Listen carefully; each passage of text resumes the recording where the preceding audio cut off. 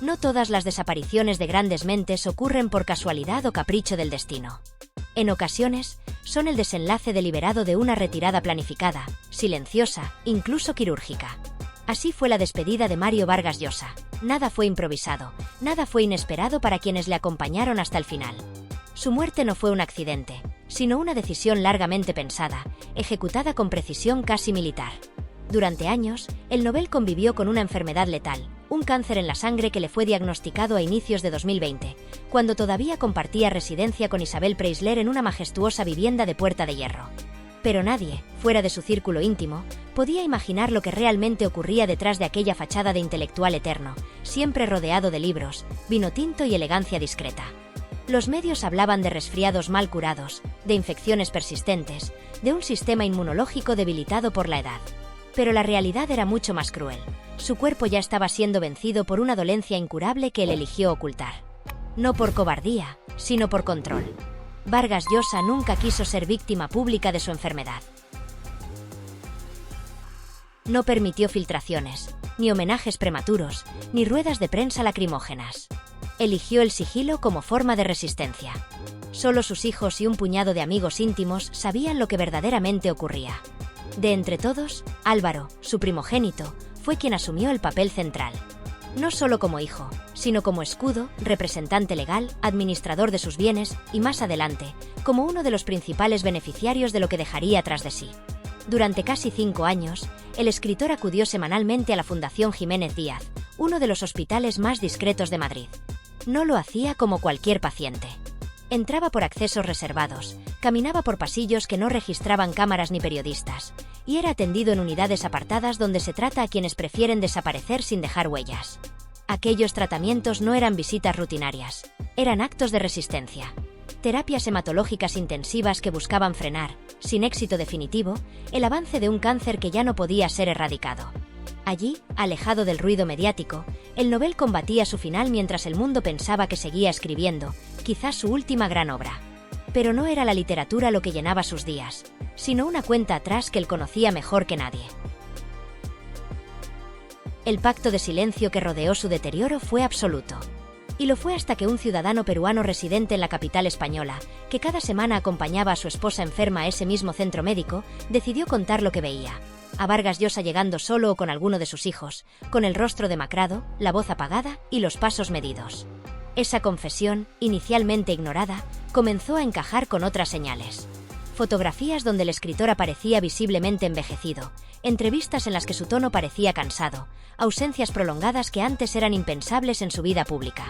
Nadie se atrevía a confirmar lo que ya se sospechaba, que Vargas Llosa estaba abandonando este mundo de forma deliberada, sin escándalos ni titulares, pero con un control férreo sobre cada paso de su partida. Mientras la enfermedad avanzaba por dentro, el exterior comenzaba a ajustarse a la nueva realidad. Álvaro, además de ser su mano derecha, se convirtió en el centro logístico de la transición.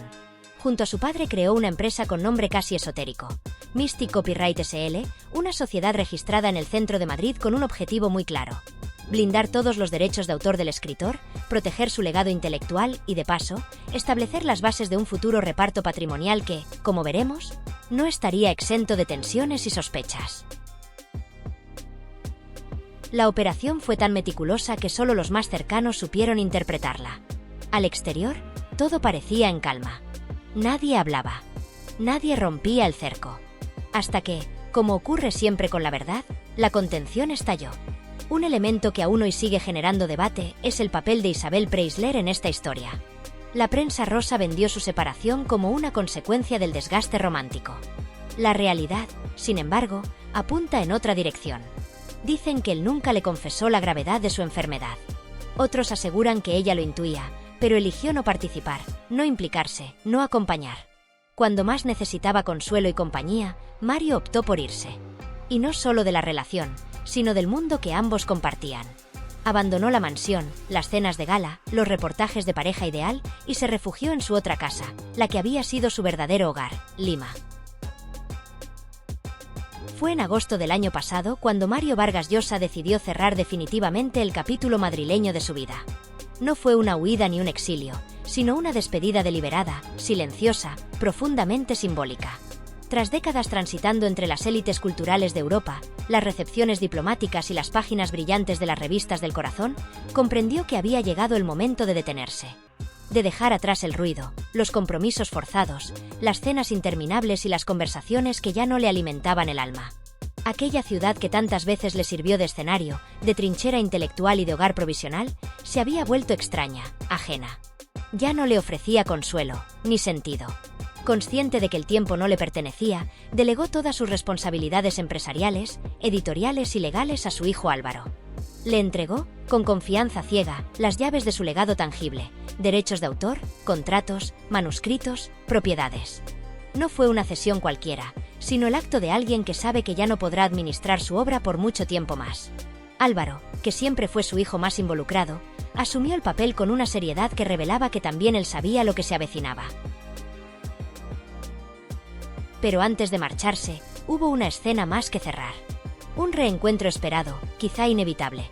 La reconciliación con Patricia Llosa, su exesposa, compañera de décadas, madre de sus hijos y testigo privilegiada de su ascenso y sus derrotas. No fue una reconciliación romántica, sino una restauración de lo esencial. Volver a mirar a los ojos a quien estuvo a su lado cuando aún era solo un joven ambicioso con una máquina de escribir. Esa vuelta al origen marcó el inicio del último tramo de su vida. Así, regresó a Lima. Pero no a cualquier rincón de la ciudad, sino a su casa de Barranco, un lugar que parecía suspendido en el tiempo. Una residencia frente al Océano Pacífico, donde el ruido de las olas se mezcla con la brisa salada y el eco de sus pensamientos. Allí había escrito parte de sus memorias. Allí había soñado con la eternidad cuando aún no sabía que un día tendría que escribir su propio final. Ese barrio costero no solo era un lugar físico, sino un refugio emocional. En sus paredes colgaban los fantasmas de su juventud, y en sus ventanas se reflejaban los atardeceres que alguna vez lo inspiraron a narrar el mundo. En ese rincón del mundo, lejos de los focos, comenzó su despedida definitiva. Sin homenajes anticipados, sin cámaras oportunistas, sin discursos de admiradores. Eligió el anonimato como última forma de dignidad. Rechazó todo intento de convertir su partida en un espectáculo. La muerte, para él, debía ser un acto íntimo, casi literario. No una tragedia, sino una narración pausada, sobria, tal vez incluso hermosa. Cada visita al médico, cada silencio prolongado, cada mirada perdida en el horizonte era una frase más en el epílogo que él mismo estaba escribiendo con la misma precisión con la que trabajó sus novelas. Mientras tanto, el mundo seguía viéndole al sabio incansable, al eterno embajador de las letras hispánicas, al intelectual de pasaporte múltiple y pensamiento afilado.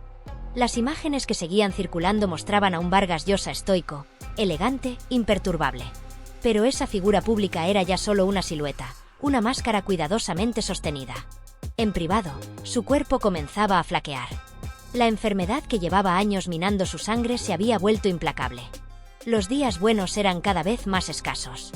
La fuerza para leer, escribir o incluso hablar se iba agotando lentamente, como una vela que se consume en silencio, sin llamar la atención. Y así, mientras la vida le abandonaba con una mezcla de dulzura y resignación, su legado comenzaba a adquirir forma jurídica. Testamentos, disposiciones, documentos legales. La literatura se transformaba en patrimonio. Las palabras que una vez conmovieron a generaciones, ahora se organizaban en carpetas, cláusulas, firmas notariales. La posteridad se preparaba con la misma disciplina con la que solía corregir sus manuscritos, línea por línea, coma por coma. Ni siquiera su final físico fue convencional.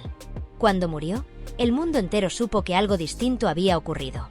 No hubo un único punto de destino para sus restos. No eligió un solo lugar donde reposar eternamente. Su voluntad fue clara, deseaba ser dividido.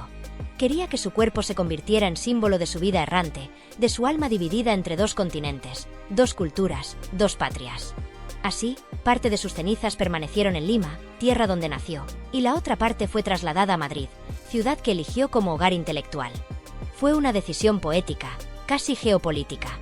Un testimonio de su ambivalencia perpetua, de ese estar siempre entre dos mundos sin pertenecer del todo a ninguno. Europa y América. El viejo continente y el nuevo. La raíz y el vuelo. Ese gesto, para algunos extravagante, fue la última declaración de principios de un hombre que nunca se dejó definir por una sola etiqueta. Fue su manera de decir que la muerte no lo encajonaría en una sola narrativa. Que incluso muerto seguiría perteneciendo a todas partes. Y hoy, con el paso del tiempo, los silencios que dejó comienzan a llenarse de preguntas. Surgen detalles que incomodan, decisiones que dividen, movimientos que algunos interpretan como calculados. Su muerte, más que una conclusión, parece haber sido un acto de autoría final. Nada en ella fue azaroso. Desde el momento de su retirada hasta el modo en que sería recordado, todo respondió a una voluntad férrea de controlar incluso lo incontrolable. Como en sus mejores novelas, el final está lleno de matices, de interpretaciones posibles, de verdades fragmentadas. Porque la de Mario Vargas Llosa no fue una muerte simple. Fue una obra más. Una puesta en escena invisible, sin escenografía, sin público, sin aplausos. Una retirada en la que cada palabra no dicha, cada gesto discreto, cada ausencia planificada, fue parte de un guión que solo él conocía. No se dejó arrastrar por el deterioro ni por el caos. Se convirtió en el autor de su último capítulo. Y como todo buen escritor, se aseguró de que su historia, incluso después del punto final, siguiera dando de qué hablar. En los últimos meses, cuando el eco de los homenajes aún resonaba en los auditorios de universidades y ferias literarias, comenzó a emerger, lenta y silenciosamente, una verdad incómoda. Una verdad que no figuraba en las entrevistas ni en las biografías oficiales. Porque mientras los lectores celebraban el legado literario de Mario Vargas Llosa, sus herederos se veían forzados a descender al subsuelo de su patrimonio. Allí donde no hay novelas ni premios, sino cifras, irregularidades, avisos legales y cuentas por cuadrar. El epicentro de esta tormenta no es otro que Mystic Copyright S.L., una sociedad fundada en el año 2016 junto a su hijo Álvaro. En teoría, se trataba de una estructura comercial destinada a gestionar los derechos intelectuales del escritor, una tarea aparentemente noble y necesaria. En la práctica, sin embargo, Mystic se convirtió en una caja negra donde se mezclaban acuerdos editoriales, operaciones inmobiliarias y una contabilidad con más sombras que certezas. Su sede, en la calle Flora de Madrid, la misma en la que Vargas Llosa tenía su vivienda madrileña, se transformó, tras su fallecimiento, en una especie de escena del crimen económico que los herederos han debido investigar minuciosamente. El primer hallazgo fue tan devastador como inesperado. Un patrimonio neto negativo de 109.000 euros, según el último ejercicio contable presentado. En otras palabras, la empresa gastaba más de lo que ingresaba. Pero lo más desconcertante no era esa cifra, sino la paradoja. Mystic había facturado más de 2 millones de euros en ese mismo periodo. ¿Dónde estaba entonces ese dinero? ¿Cómo podía una sociedad con semejante volumen de ingresos terminar en números rojos? La respuesta está en los llamados gastos de explotación, que alcanzan la astronómica cifra de 1,9 millones de euros.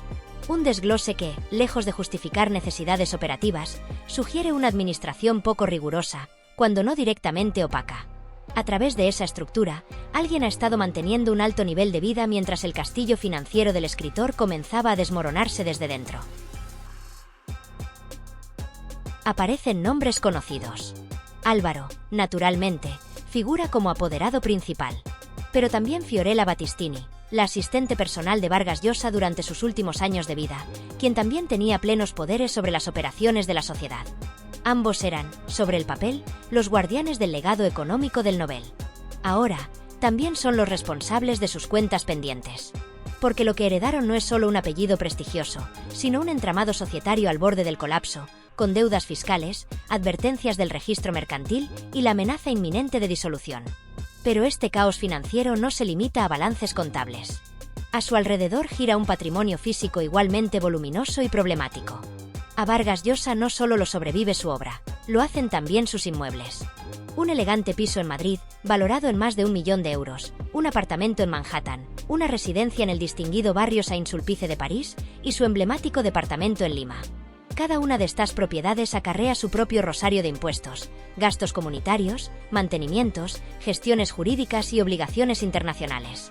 Ninguna de ellas está libre de complicaciones, y todas suman presión a una herencia que, más que un premio, comienza a parecer un castigo.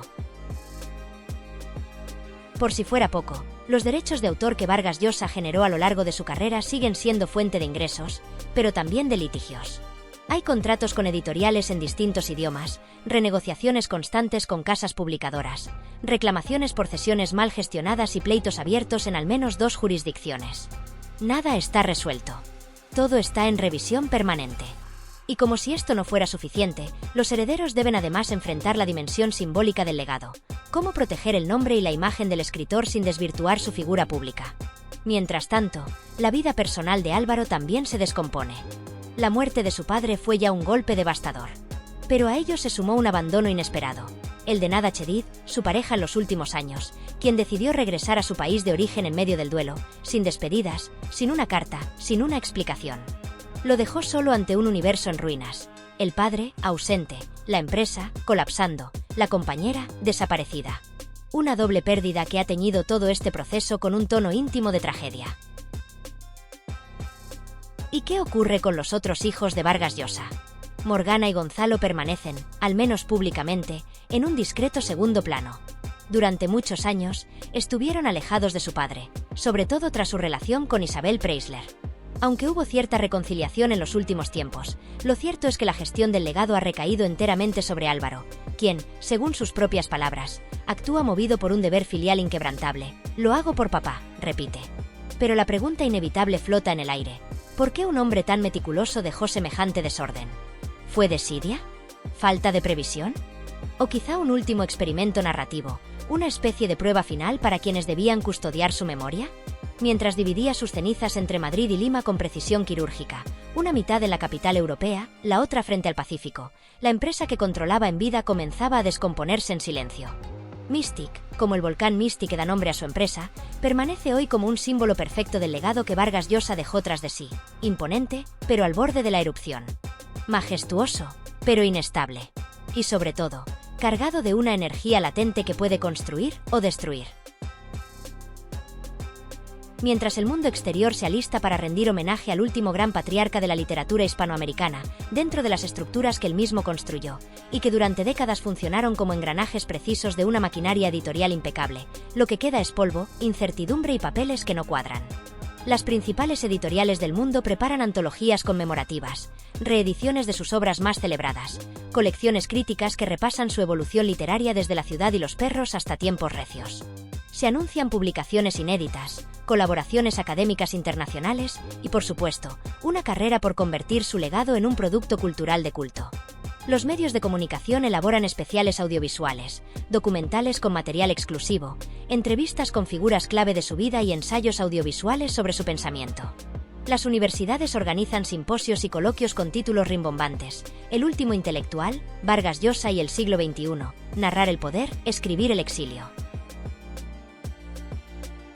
Y sin embargo, en el corazón de su imperio literario, en aquellas oficinas ubicadas en el número 1 de la calle Flora, en el centro de Madrid, el mismo edificio donde tenía su apartamento, lo que queda es un vacío tenso.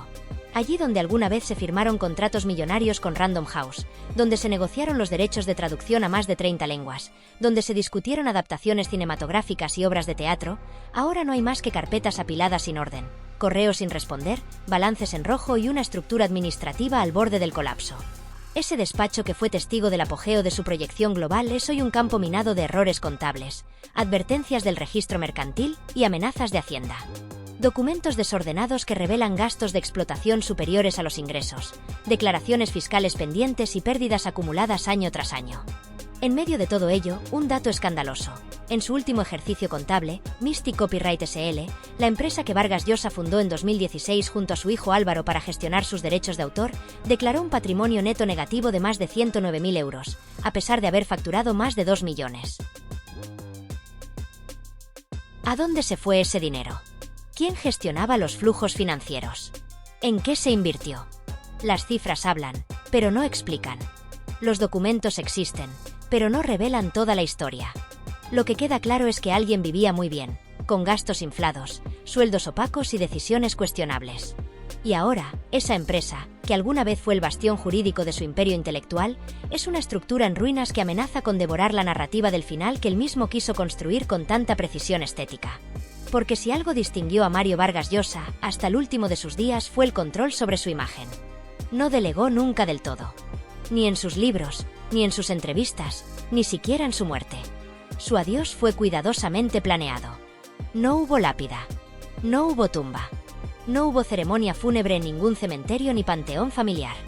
No quiso flores. Ni altares. Ni misas. Ni discursos públicos. No dejó un lugar físico al que peregrinar. Dejó cenizas divididas entre dos mundos, Madrid y Lima, Europa y América. esparcidas como metáfora de su existencia nómada, de su tránsito constante entre continentes, lenguas y amores. Lo que sí dejó fue otra cosa. Una estela de propiedades, contratos, pleitos, cuentas, herencias cruzadas y papeles sin resolver. Un legado no solo literario, sino también profundamente material. Una colección de bienes inmuebles que incluye un lujoso piso en el barrio de Salamanca, en Madrid, valorado en más de 1 millón de euros. Un apartamento en la Quinta Avenida de Nueva York. Una residencia en la Rue Saint-Sulpice de París. Y, por supuesto, el histórico piso de Barranco, en Lima, desde cuyas ventanas escribió algunos de los capítulos más íntimos de su vida. Cada uno de esos bienes trae consigo no solo recuerdos, sino también impuestos, gastos de mantenimiento, trámites internacionales y obligaciones legales. A eso se le suman las regalías por derechos de autor, los contratos editoriales vigentes, las cesiones de derechos cinematográficos, las traducciones pendientes y los litigios en curso. Un mapa de obligaciones que no se puede atravesar sin perderse. Quien ahora carga con todo eso es Álvaro Vargas Llosa, el hijo mayor, el único de los 3 descendientes que se mantuvo cercano a su padre hasta el final. Gonzalo y Morgana, los otros 2 hijos del Nobel, apenas aparecen en la gestión del legado. Durante años mantuvieron una relación distante con él, especialmente tras su unión con Isabel Preisler, y aunque en los últimos tiempos se acercaron de nuevo, la carga del imperio desordenado ha recaído enteramente sobre Álvaro, quien figura como apoderado de la empresa y titular de plenos poderes, junto al exasistente personal de su padre, Fiorella Battistini. Pero lo más doloroso, según fuentes cercanas, es que la carga personal que vive Álvaro es incluso más pesada que la económica. A la muerte del padre, se le sumó el abandono inesperado de su pareja, Nada Chedid, quien lo dejó en medio del duelo, sin despedirse, sin una explicación. Una doble pérdida.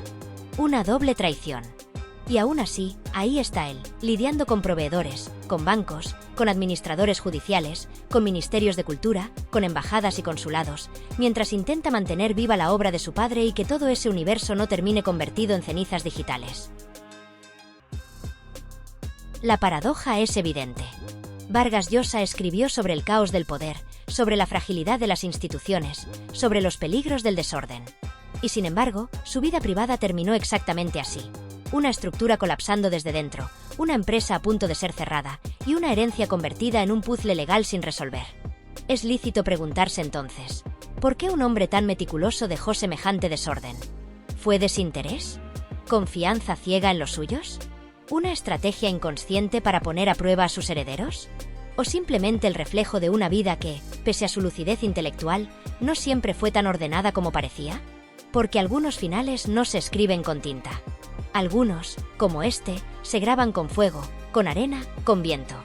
En la bahía de Paracas, al sur de Lima, descansan hoy fragmentos de sus cenizas. No todas. Solo una parte.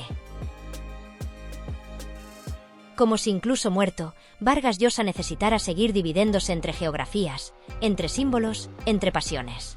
No quiso un altar. No dejó instrucciones claras. No hubo despedida pública. Solo una estela de incertidumbre perfectamente calculada. Y en esa ambigüedad, en ese espacio entre la muerte privada y el legado público, comienza el verdadero misterio. El autor de Conversación en la Catedral dejó un interrogante final que no está escrito en ninguno de sus libros, pero que late con fuerza en cada sala de reuniones donde se discute qué hacer con su obra, cómo salvar su empresa, cómo distribuir su patrimonio. ¿Es esta herencia un privilegio o una trampa? ¿Un premio o una condena? Lo único claro es que el escritor se fue con estilo. Pero la historia de su legado aún está lejos de tener un punto final.